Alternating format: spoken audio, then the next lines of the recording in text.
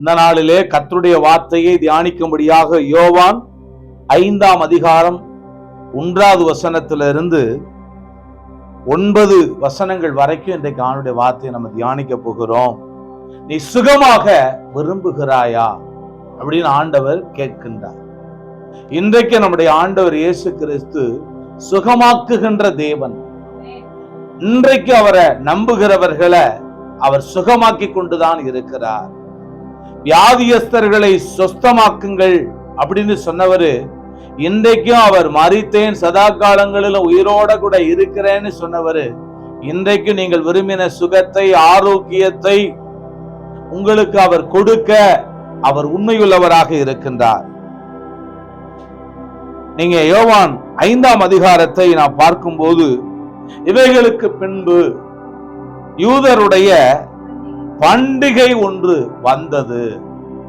வாசிங்க.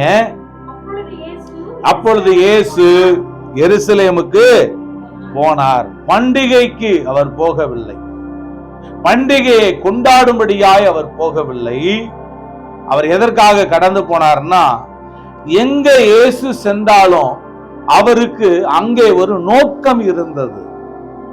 இன்றைக்கு மனிதர்களாய் இருக்கிற நாம நிறைய வேளைகள்ல நமக்கென்று ஒரு நோக்கம் இல்லாத ஒரு வாழ்வை நம்ம வாழ்ந்து கொண்டிருக்கிறோம். தேவன் நம்மிடத்துல ஒரு நோக்கத்தை எதிர்பார்க்கின்றார்.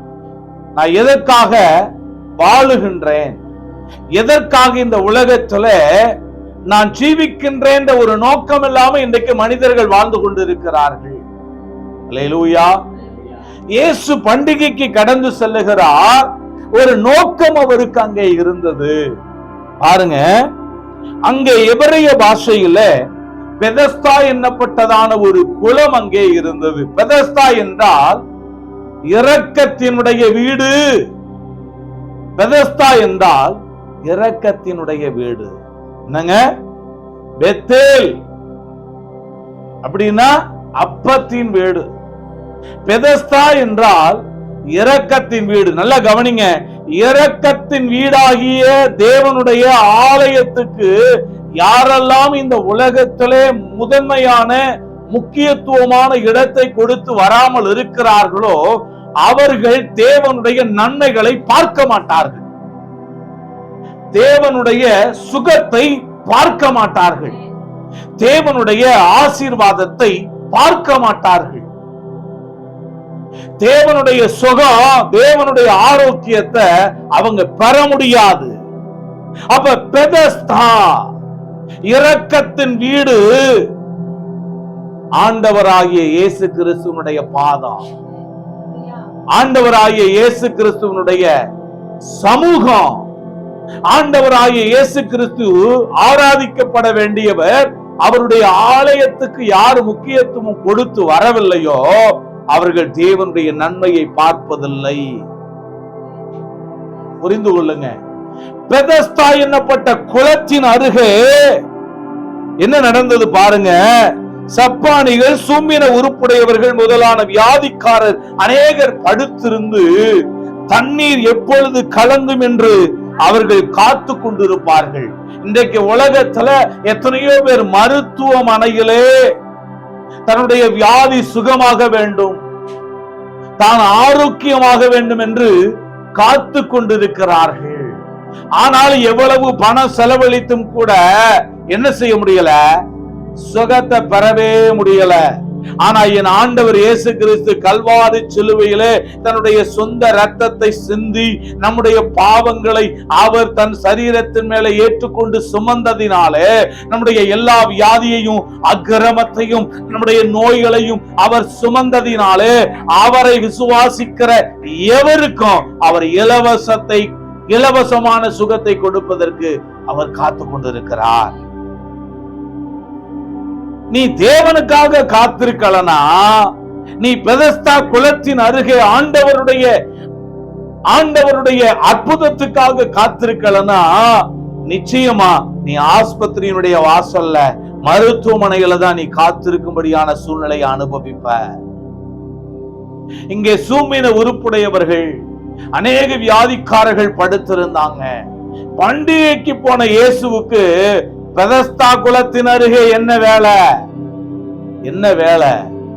அவர் எங்கெல்லாம் மக்கள் பரிதவிக்கிறார்களோ, ஆடுகள் இல்லாத மந்தையை போல மக்கள் எங்கெல்லாம் வேதனை அனுபவித்துக் கொண்டிருக்கிறார்களோ, அங்கே போவதுதான் ஆண்டவருக்கு பண்டிகை. அங்கே போவதுதான் ஆண்டவரின் நோக்கம். அங்கதான் இயேசு போனாரு. அங்க போன பொழுது 38 வருடமாக திமிர்வாதமாய், 38 வருடமாய் படுத்த படுக்கையாய் கிடந்த ஒரு மனிதனை அங்கே இயேசு பார்க்க சென்றார். நல்லா கவனிங்க. வியாதி ஏன் வந்துச்சு சொல்லுங்க? வியாதி என்ற ஒன்று ஏன் வந்துச்சு அப்படின்னு நம்ம பார்க்க போனா, ஆதியாகமம் 3:16 பார்க்கிறோம். ஏதேன் தோட்டத்துல விளக்கப்பட்ட விருட்சத்தினுடைய கனிய, அந்த மரத்தினுடைய கனிய ஆதாமும் ஏவாளும் புசித்தவுடனே ஆண்டவருடைய ஆசீர்வாதத்தை இழந்து போனார்கள். கவனிச்சீங்களா? ஆண்டவர் பெரிய ஒரு காரியத்தை அங்க செய்ய சொல்லல, சின்ன காரியம். நன்மை தீமை அறியத்தக்க விருட்சத்தினுடைய கனியை தொடாதப்பா, அதை சாப்பிடாத, அதை புசிக்காத, அதை நீ புசித்தீன்னா நீ சாகவே சாவப்பா அப்படின்னு சொல்லிட்டாரு. ஒரு சின்ன காரியம். ஜீவ விருட்சத்தினுடைய மரத்தினுடைய கனியை மாத்திரம் நீ புசி, நீ காலாகாலமா நீ மரணம் அடைய மாட்ட, நீ வாழ்ந்திருப்ப அப்படின்னு சொன்னாரு. இந்த சின்ன காரியத்துக்கு கீழ்ப்படிய முடியாதா? மனிதனுடைய கீழ்ப்படியாமை சாபத்தை கொண்டு வந்தது. மனிதனுடைய கீழ்ப்படியாம பாவத்தை கொண்டு வந்தது. மனிதனுடைய கீழ்ப்படியாம இந்த உலகம் முழுவதும் வியாதியையும் நோயையும் கொண்டு வந்தது. மனிதனுடைய கீழ்ப்படியாம நரகத்தினுடைய தண்டனையை கொண்டு வந்தது. தேவன் நரகத்தை ஏற்படுத்தவில்லை. மனுஷனை நரகத்துல தள்ளணும்னு சொல்லி தேவன் நரகத்தை படைக்கல. மனுஷன் தான் தேவனுக்கு கீழ்ப்படியாததுனாலதான், தேவனுடைய அன்பை புரிந்து கொள்ளாததுனாலதான், தேவனை ஏற்றுக்கொண்டு அவரோடு ஐக்கியப்பட தன் வாழ்க்கையை ஒப்பு கொடுக்காததுனாலதான் தானாகத்தான் நரகத்துக்கு செல்லுகிறார்களே ஒழிய, தேவன் யாரையும் நரகத்திலே தள்ள நரகத்தை படைக்கவில்லை. நரகத்திலே தள்ள அவர் விரும்புகிறவரும் அல்ல. இதை நீங்க புரிந்து கொள்ளணும். அப்ப எதனால அவங்க விளக்கப்பட்ட விருட்சத்தினுடைய கனியை என்னைக்கு புசித்தாங்களோ அன்னைக்கு அவங்க ஆசீர்வாதத்தை இழந்தார்கள்.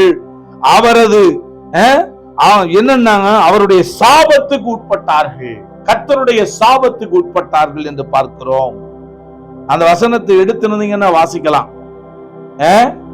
ஆதியாகமம் 3:16 ஸ்திரியை நோக்கி, நீ கர்ப்பவதியா இருக்கும் போது உன் வேதனையை மிகவும் பருக பண்ணுவேன், நீ வேதனையோட பிள்ளை பெறுவ.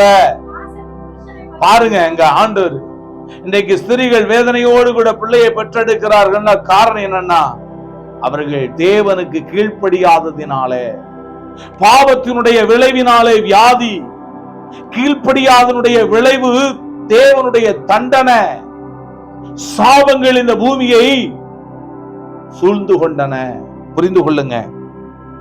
யாத்ராகமம் 9:10 பார்க்கிறோம். எகிப்தியர் மேல எரிபந்தங்களான கொப்புளங்கள் எழும்பின. இது என்ன அப்படின்னா, கீழ்ப்படியாமையினுடைய விளைவு. தகப்பன் தாமுள்ள மேல, தன்னுடைய பிள்ளை மேல, சிலருக்கு போய் தூக்க ஆரம்பிக்குது.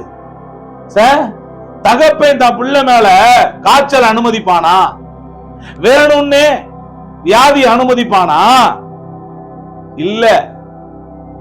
மனிதனுடைய கீழ்ப்படியாமையினாலதான் என்ன வந்துச்சுன்னா எரிபந்த கொப்புளங்கள். யாத்திராமத்துல பாக்குறோம், எகிப்தியர்கள் மேல எரிபந்தமான கொப்புளங்கள் எழும்பின அப்படின்னு பாக்குறோம். யோபு 2:7 யோபு கொடிய பருக்களால் வாதிக்கப்பட்டான் அப்படின்னு சொல்லி நம்ம பார்க்கிறோம். ஏன்னா பிசாசினுடைய சோதனைக்குள்ளாக அவன் நடத்தப்பட்டான். அப்படியே நீங்க தொடர்ந்து பார்ப்பீங்கன்னா யோவான் 9:3 பார்க்கிறோம். பிறவியிலேயே குருடனாய் பிறந்தது ஒரு மனுஷனை பார்க்கிறோம்.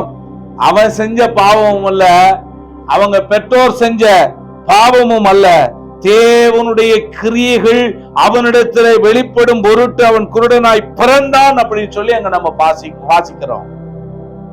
இது என்னன்னா தேவனுடைய கிரியையினுடைய வெளிப்பாடு, பாவத்தின் வெளிப்பாடு, தேவனுடைய கிரியையின் வெளிப்பாடு, பிசாசனுடைய சோதனையினாலே உண்டான வெளிப்பாடு. இப்படி நல்லா நம்ம பார்க்கிறோம் அந்த வியாதியை பற்றி. யோவான் 5 நம்ம பார்க்கக்கூடிய அந்த அற்புதத்தை பற்றி சிந்திக்க போனா எப்படின்னா, யோவான் 5ஆம் அதிகாரத்துல 38 வருஷம் அவன் வியாதியாக இருந்தான். எத்தனை வருஷம் சொல்லுங்க? 38 வருடங்கள். அவனுக்கு உதவி செய்ய யாருமே இல்லையா. வசனம் 7வது வசனத்துல அவனுக்கு உதவி செய்ய யாருமே இல்லை.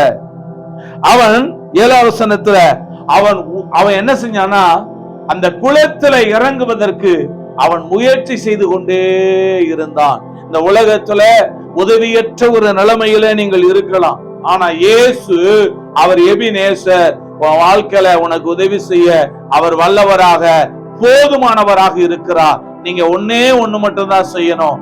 ஆண்டவராகிய இயேசு கிறிஸ்துவை உங்கள் சொந்த இரட்சகராக தேவனாக நீங்கள் விசுவாசிக்க வேண்டும். அவரை நம்ப வேண்டும். அவர் உங்களுக்காக மரித்தார் என்பதை விசுவாசிக்க வேண்டும். பாருங்க, வியாதி தீர அவனுக்கு வழியே இல்லைங்க. ஒன்றல்ல இரண்டல்ல 38 வருடம் வியாதி தொடர்ந்து கொண்டே இருந்தது. அவனால நினைச்சு பார்க்கவே முடியல. உதவி செய்ய யாருமே இல்லை. நண்பர்கள் எல்லாம் அவனை கைவிட்டுட்டாங்க. உறவினர்கள் யாரும் அவனோடு கூட இல்ல. குளம் கலக்கப்படும் போது முதலாவதாக அவன் இறங்க முயற்சி செய்து கொண்டே இருந்தான். முதல்ல இறங்கணும், ஆனா முடியவே இல்லை. பல மனிதருடைய வாழ்வினை சித்தரிக்கிற ஒரு சரியான எடுத்துக்காட்டாக இந்த யோவான் 5ஆம் அதிகாரம் இருக்கின்றது.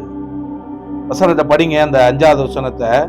ஏனெனில் சில சமயங்களிலே தேவதூதன் ஒருவன் இறங்கி அந்த குளத்திலே இறங்கி தண்ணீரை கலக்குவான்.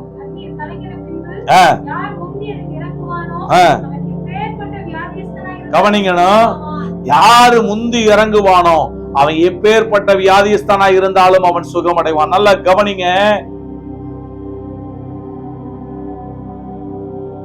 நாகமான் குஷ்டரோகி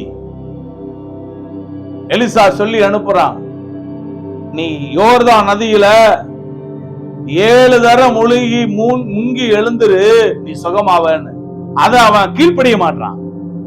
அதுக்கப்புறமா பாத்தீங்கன்னா நாகமானுடைய வேலைக்காரன் கூட இருந்து பெரிய காரியத்தை சொன்னா கீழ்ப்படிவீங்கல்ல, ஒரு சின்ன காரியம் தானே கீழ்ப்படிங்கன்னு சொல்லவும் திரும்பி வந்து யோர்தான் நதியில 7 தடவை மூழ்கி எழுந்திருக்கும் பொழுது அவனுடைய மாம்சம் சிறுபிள்ளையினுடைய மாம்சத்தை போல மாறுகிறது.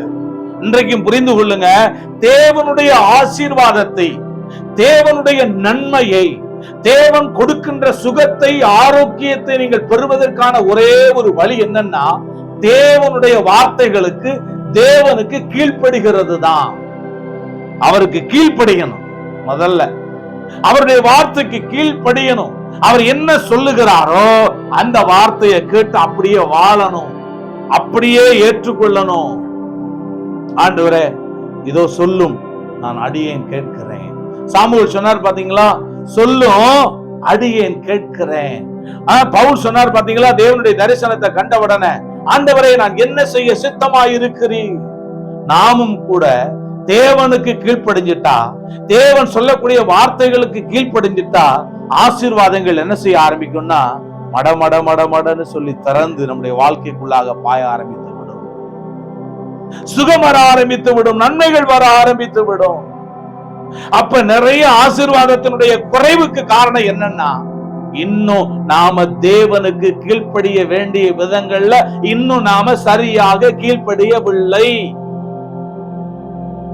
முந்தி இறங்குங்க, ஆண்டவரை முந்தி தேடுங்க, முந்தி ஜெபியுங்க, முந்தி வேத வசனத்தை வாசிங்க, முந்தி கர்த்தருக்காக ஊழியம் செய்யுங்க. ஒரு தேவனுடைய காரியத்துல, எந்த ஒரு விஷயத்திலும் தேவனுக்காக செய்யக்கூடிய காரியத்துல முந்தி செயல்பட உங்களை ஒப்பு கொடுங்க. அதுல முந்தி இறங்கணும். கல்லறைக்கு ஓடுறாங்க, மரியாள் ஓடுகிறாள், அடுத்து பாத்தீங்கன்னா பின்னாடி யோவானும் பேதுரும் ஓடுறாங்க. ஓடி போய் அந்த கல்லறைக்கு அருகில வந்த உடனே பாத்தீங்கன்னா என்ன வந்துருச்சு? பயம் வந்துருச்சு. பேதுரு அப்படி இங்க இருந்து வெளியே நின்று பாக்குறான் கல்லறைக்குள்ள, பயம். ஆனா பின்னாடி வந்த யோவானோ உள்ள முந்தி உள்ள போயிடுறான். பாத்தீங்களா? அதையும் ஆண்டவர் எழுதி வச்சிட்டாரு. ஏன்னா பயம் அன்பு பூரண பயத்தை புறம்பே தள்ளும்னு சொல்லப்பட்டிருக்கு இல்ல? அன்பு பூரண பயத்தை புறம்பே தள்ளும். அன்பில்லாதவன் தேவனை அறியான். அதனாலதான் யோவானுக்கு அன்பின் சீசன் வச்சாங்க. அப்ப முந்தி கல்லறைக்குள்ளே ஓடி கர்த்தரை விசுவாசித்தான் அவன். முந்தி கல்லறைக்கு ஓடி அந்த மரியாள் ஆண்டவரை பார்த்து அவள் தேவனுடைய தரிசனத்தை பெற்றுக் கொண்டாள். அதே போலதான் ஆவிக்குரிய வாழ்க்கையில நாம ஆண்டவருக்காக எதை செய்தாலும் முந்தி செய்வதற்கு நாம் முயற்சி எடுக்கிறவர்களாய் காணப்பட வேண்டும். பிந்தி போக கூடாது. என்னது? பிந்தி தேர்வுக்கு போனீங்கன்னா உங்களை ஏற்றுக்கொள்ள மாட்டாங்க. பிந்தி வேலைக்கு போனீங்கன்னா உங்களை ஏற்றுக்கொள்ள மாட்டாங்க. அதனால முந்தி செயல்படுங்கள் ஆண்டவருக்காக. அந்த குளம் எங்க இருந்துச்சான்? கரெக்டா ஆட்டு வாசலின் அருகே. எங்க? ஆட்டு வாசலின் அருகே. இன்றைக்கு ஆட்டு வாசல் ஆண்டவரின் ஆலயம். என்ன? உலகத்தின் பாவத்தை சுமந்து தீர்க்கிற தேவ ஆட்டுக்குட்டி இயேசு. அடிக்கப்பட்ட ஆட்டுக்குட்டியானவர் இயேசு. ரத்தத்திலே தோய்க்கப்பட்ட வஸ்திரத்தை அவர் தரித்திருந்தார் என்று பார்க்கிறோம். இன்றைக்கும் இந்த ஆட்டுக்குட்டியாம் ஆண்டவர் இயேசுவினிடத்துல யாரெல்லாம் வருகிறார்களோ அவர்கள் இலவசமாய் அற்புத சுகத்தை பெற்றுக் கொள்வார்கள். 38 வருட வியாதியஸ்தன் சுகமானான். 12 வருடம் பெரும்பாடு, ரத்தம் அப்படியே பெண்ணிடத்துல ஓடிக்கொண்டே இருந்தது. சுகமாக வழியே இல்லை. இயேசுவை கேள்விப்பட்டு வந்து அவருடைய வஸ்திரத்தின் ஓரத்தை தொட்டு சுகமடைந்தால், இயேசுவால சுகமாக்கப்பட முடியாத வியாதியே இல்ல. இந்த உலகத்துல மனிதனை உயிரோடு கூட எழுப்பின தெய்வம் எதுவுமே கிடையாது ஆண்டவர் இயேசுவை தவிர. அவர் இன்றும் ஜீவிக்கின்றார். பாருங்க வசனத்தை பாருங்க. முந்தி இறங்க வேண்டும். 38 வருஷ வியாதி கொண்டிருந்த ஒரு மனுஷன் அங்கே இருந்தான். படுத்திருந்த அவனை இயேசு கண்டு, கவனிங்க, இயேசுவை குறித்து இந்த அற்புதத்துல கூறப்பட்டிருக்கிற சில காரியத்தை நம்ம சிந்திப்போம்னா, அவர் அவனை கண்டார். அடுத்து அவர் அவனை அறிந்தார். அவர் அவனை கேட்டார் என்று பார்க்கிறோம். இயேசு நம்முடைய தேவைகளை காண்கின்ற தேவன். புரிந்து கொள்ளுங்க. இயேசு நம்முடைய தேவைகளை, அதான் ஆபிரகாம் சொன்னாரு, யெகோவா ஈரே, எல்லாம் பார்த்துக் கொள்கிறவர். தேவைகளை குறித்து கலங்காதீங்க, தேவைகளை கர்த்தர் பார்த்துக் கொள்வார். ஆமென். வசனம் சொல்லுது, நான் நினைக்கிறதுக்கு வேண்டிக் கொள்ளுகிறதுக்கு அதிகமா நமக்கு செய்கிறவர். நாம் வேண்டிக் கொள்ளுகிறதுக்கு முன்னமே இன்னது தேவை என்று அவர் அறிந்தவர். அவர் கண்டார். அங்க பாக்குறோம், அந்த மனுஷனை அங்க இருந்தான். படுத்திருக்கிற அவனை இயேசு கண்டு வெகு காலமாய் வியாதியஸ்தன் என்று அறிந்து அவனை நோக்கி சொஸ்தமாக வேண்டும் என்று விரும்புகிறாயா? கேட்டார். கண்டார், அறிந்தார், கேட்டார். உங்களை பார்த்து கேட்கிறாரு, நீ பார்வையடைய வேண்டும் என்று விரும்புகிறாயா? நீ சொஸ்தமாக வேண்டும் என்று விரும்புகிறாயான்னு கேட்கிறாரு. நீங்க என்ன பதில் சொல்ல போறீங்க? ஆண்டவரே, நான் சுகமடைய விரும்புகிறேன்.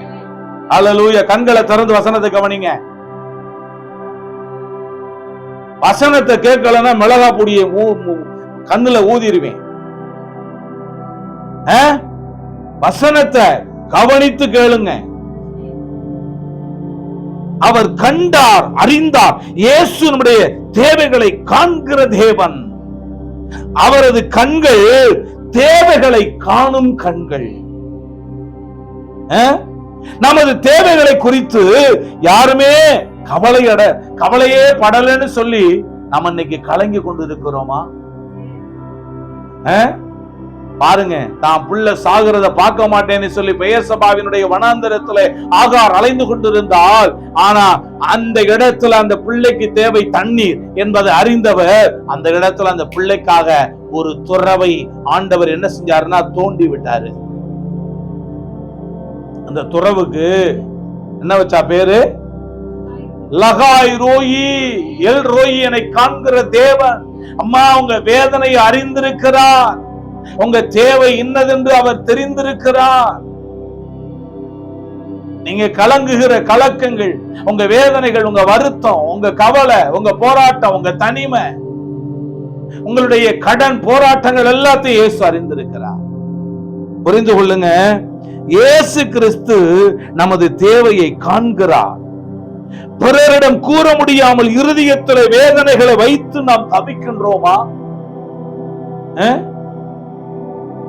யாரிடமும் நாம் பகிர்ந்து கொள்ளாத வேதனைகளை அவர் காண்கிறார்.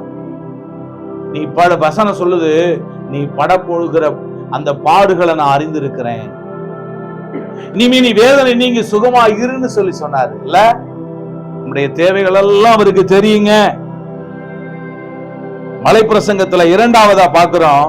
மலைப்பிரசங்கத்துல இயேசு கூறிய கருத்துல ஒண்ணு என்ன அப்படின்னா, காட்டு புஷ்பங்களின் காரியத்தை நீங்க பாருங்கன்னு சொல்றாரு. காட்டு புஷ்பங்களினுடைய தேவைகளை, ஆகாயத்து பறவைகளின் தேவைகளை காணும் தேவன் நம்முடைய தேவன்.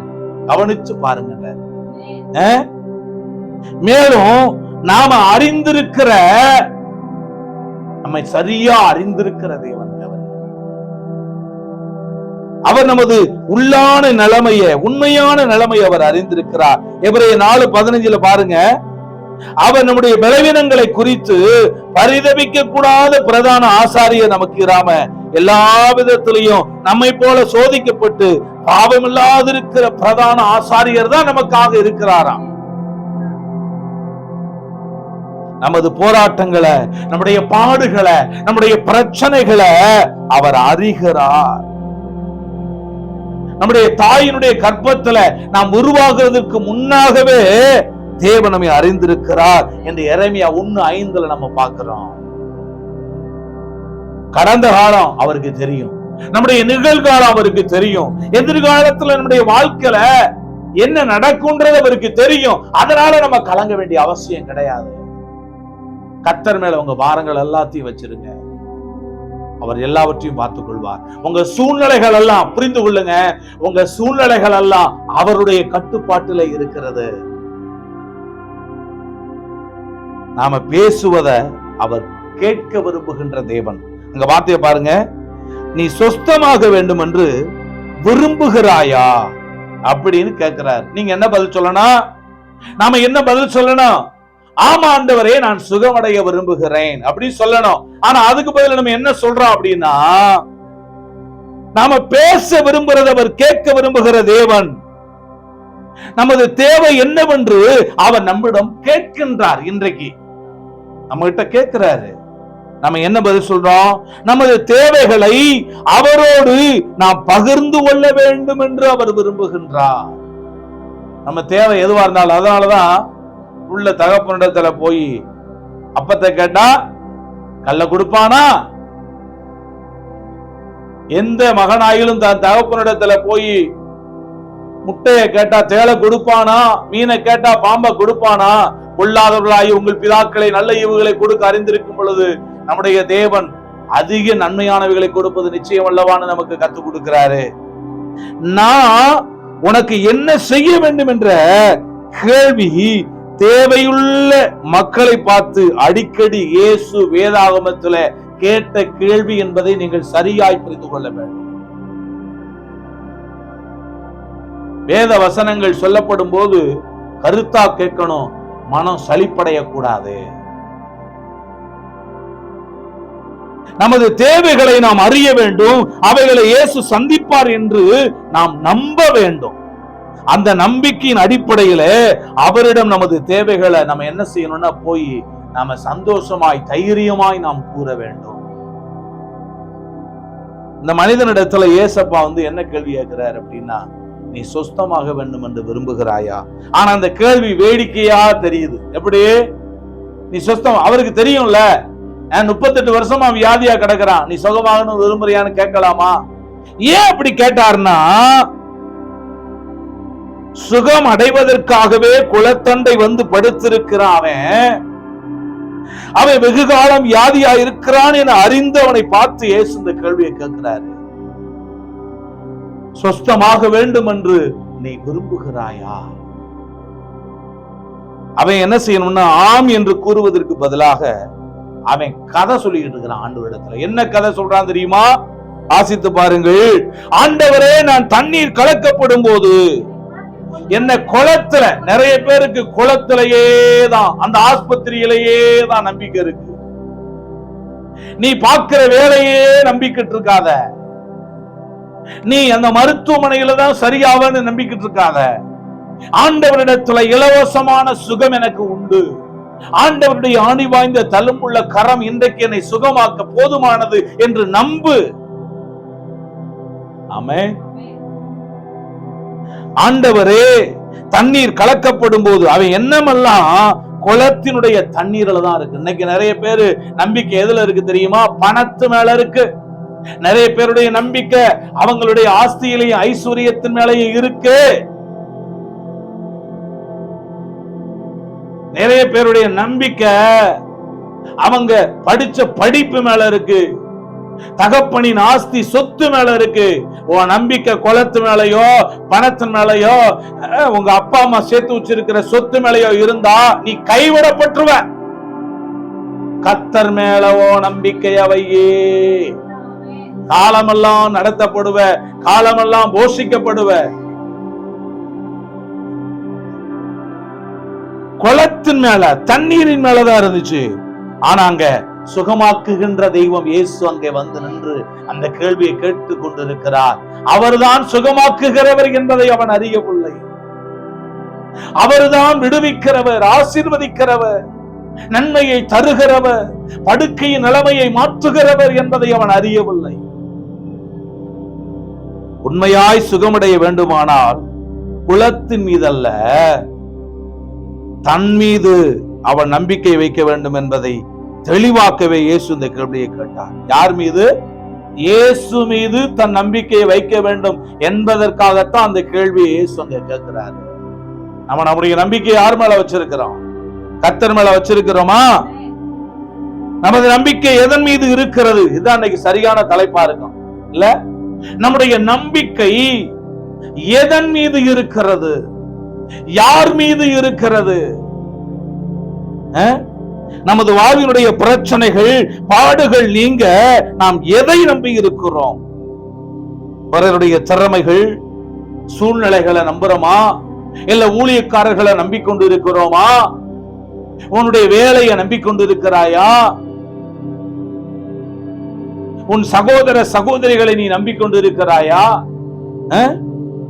உண்மையாய் நமக்கு உதவி செய்யக்கூடியவர் இயேசு கிறிஸ்து மாத்திரமே.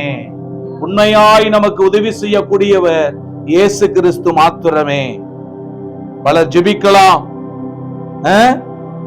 பலர் நமக்காக வந்து ஜெபம் பண்ணலாம். ஆனா சுகம் கொடுக்கிறவரு இயேசு கிறிஸ்து மட்டும்தாங்க.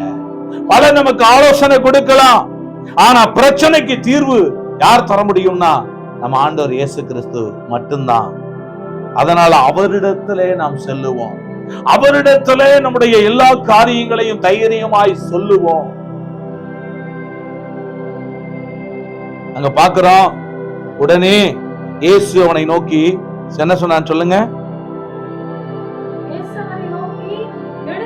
எழுந்திரு, உன் படுக்கை எடுத்துக்கொண்டு நட அப்படின்னு சொல்லாரு. உடனே இயேசு சொல்லிட்டா, அவர் வார்த்தையில சுகம். அவர் காண்கிறார், அவர் அறிகின்றார், அவர் கேட்கின்றார், அவர் நாம் சரியான அங்க அற்புதத்தை நம்ம பார்க்க முடியும். அப்பதான் அவரிடத்துல நம்ம என்ன பதில் கூற போறோம்? ஆண்டவரே, நான் சுகமடைய விரும்புகிறேன். பண்டிகையினுடைய கொண்டாட்டத்திலே பாத்தீங்கன்னா மகிழ்ந்திருந்த அந்த யூதர்கள் மத்தியில தேவை நிறைந்த மக்களை தேடித்தான் அங்க இயேசு வந்தாரு. பண்டிகையை கொண்டாடல. இன்னைக்கு பண்டிகையை கொண்டாடி இன்னைக்கு நிறைய பேர் என்ன பண்றாங்க அப்படின்னு சொன்னா, இந்த உலகத்தினுடைய தகாத காரியங்களை அனுபவிக்கிறதுக்காக பண்டிகையை கொண்டாடிக்கிட்டு இருக்கிறாங்க. ஆனா ஆண்டவர் ஒரு பண்டிகையை கொண்டாடுவார்னா என்ன அப்படின்னா, சப்பானிகள், சூம்பின உறுப்புடையவர்கள், வியாதியுள்ள மக்கள், எத்தனையோ பாவத்துல, சிறுமையில, வேதனைகளை வாழ்ந்து கொண்டு இருக்கிற மக்கள் மத்தியில தான் அவர் தேவையை இயேசு காண்கிறவராக இருக்கின்றார். அவங்க மத்தியில தான் இயேசு என்னன்னா ஸ்தோத்திரம், அற்புதத்தை ஆண்டவர் நடப்பித்தார். நாம் மகிழ்ச்சியான வேளைகளிலே தேவை நிறைந்த மக்களை இன்றைக்கு நாம் நினைக்கிறோமா என்பதை கொஞ்சம் சிந்திச்சு பார்ப்போம். 38 வருட வியாதி இயேசுக்கு ஒரு சாதாரண காரியம்தான். உங்க வாழ்க்கையிலும் கூட எத்தனை காலம் வேணாலும் சில பலவீனங்களை அனுபவித்துக் கொண்டிருக்கலாம். சோர்ந்து போகாதீங்க. ஆண்டவரை மாத்திரம் உறுதியா பிடித்து கொள்ளுங்க. அவரை நம்பி இருங்க. கண்டிப்பா உங்க வாழ்க்கையில தேவன் நீங்கள் எதிர்பார்த்த அற்புதத்தை நிச்சயமாய் செய்வார். யோவான் 5ஆம் அதிகாரம் 1 முதல் 15 வசனங்களை வீட்டுல பொறுமையாய் அமர்ந்து வாசித்து ஜெபித்து ஆண்டுடைய அற்புதத்தை பெற்றுக்கொள்ளுங்கள். கர்த்தர் உங்களை ஆசீர்வதிப்பார். ஆமென்.